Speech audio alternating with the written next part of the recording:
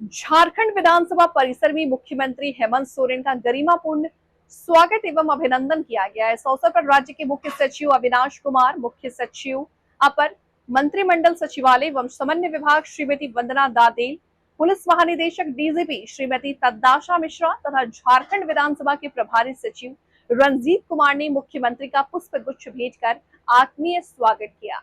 इस दौरान राज्य के प्रशासनिक एवं संवैधानिक तंत्र के शीर्ष अधिकारियों की उपस्थिति ने कार्यक्रम की गरिमा को और बढ़ाया। मुख्यमंत्री ने अधिकारियों से औपचारिक भेंट कर विभिन्न प्रशासनिक एवं विद्यार्थियों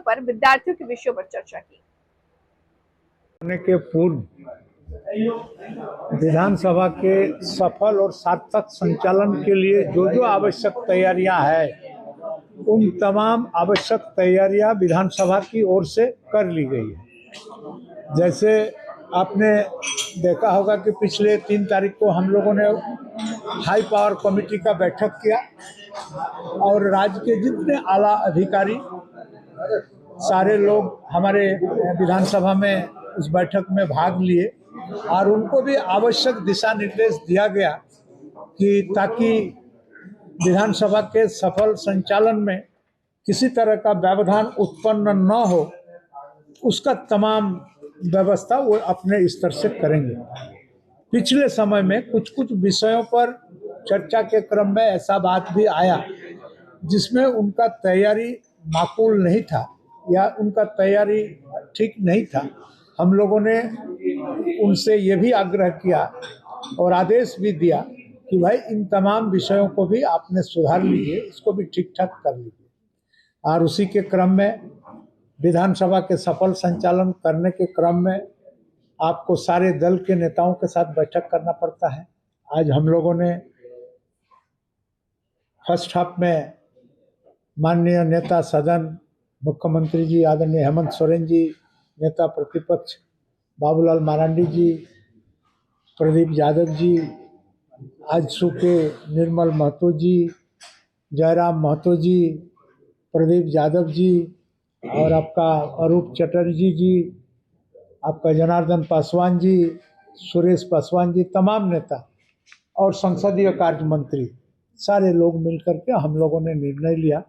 हमारा जो औपबंधिक कार्यक्रम है, इस औपबंधिक कार्यक्रम पर गहन विचार विमर्श हुआ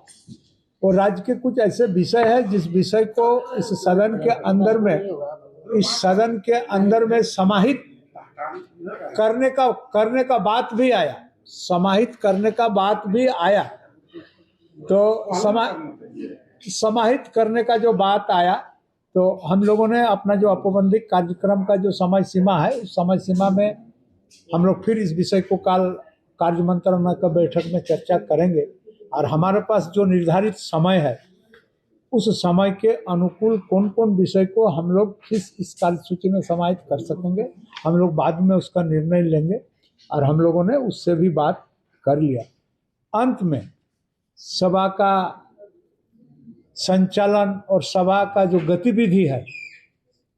हाउस के अंदर में, इन तमाम विषय को हमारे जनता तक पहुंचाने के लिए सारा उत्तरदायित्व हमारे प्रेस मीडिया के साथी के बीच में है।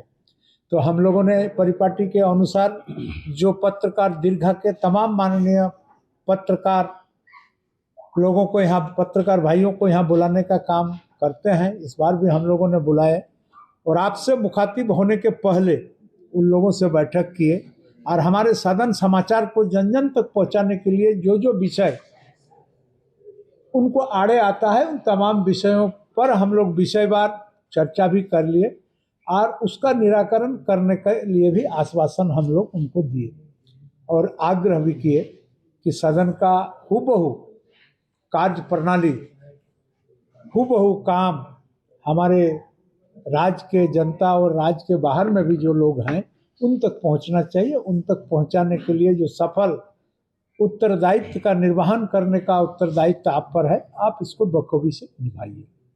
सर, एक छोटा सा सवाल था, बताइए। यहाँ जनता के सवाल आते हैं, विधायक को जनता के सवाल को लेकर आते हैं, उनकी समस्या को लेकर के आते हैं और आप खुद विधानसभा जो इतिहास बनाती है कि भाई मेरे कितने आश्वासन पूरे हुए, मेरे कितनी घोषणाओं पर आए, तो जो कार्यपालिका को करना है और विधानसभा की गरिमा भी उसी में है। तो लगभग देखते हैं हम लोग